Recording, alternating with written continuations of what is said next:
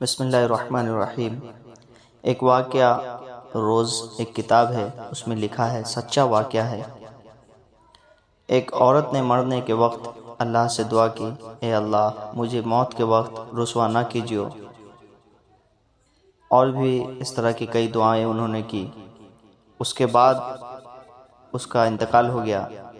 اس کے مرنے کے بعد ان کا بیٹا ہر جمعے کو قبرستان پہ جاتا اور ماں کی قبر پہ جا کر کے قرآن پڑھ کے اور پورے قبرستان والوں کو قرآن پڑھ کے بخشتا۔ ایک دن ماں کو اس نے خواب میں دیکھا تو ماں سے بیٹے نے پوچھا کہ اماں کیا حال ہے؟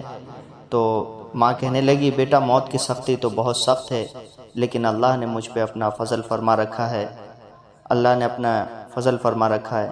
ریحان میرے نیچے بچھے ہوئے ہیں اور ریشم کے گدے لگے ہوئے ہیں۔ اس طرح کی ایسی باتیں انہوں نے بتائی۔ اس کے بعد بیٹے نے کہا کہ اماں میرے لیے کوئی خدمت ہو تو آپ ضرور بتانا۔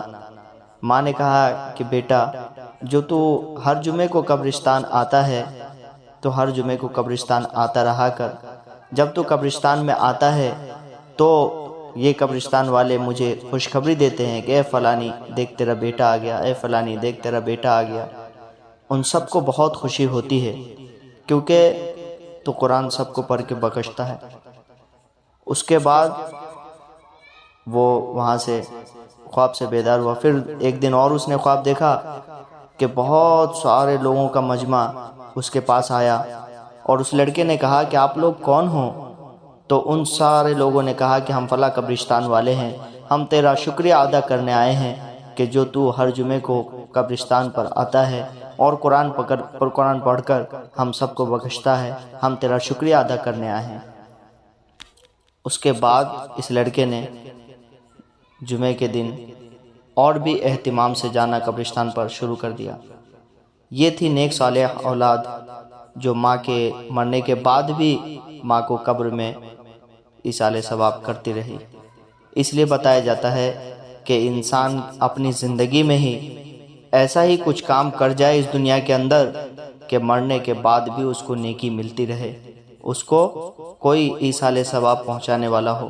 سب سے بہتر چیز یہ ہے کہ اپنے اولاد کو نیک صالح بنانا، اور دوسری چیز یہ ہے کہ یا پھر مسجد بنوانا یا کوئی مسافر خانہ بنوا دینا۔ اگر کوئی مسجد ہم نے بنوا دی، جب تک اس میں لوگ نماز پڑھتے رہیں گے اور اس کا ثواب ہمیں ملتا رہے گا۔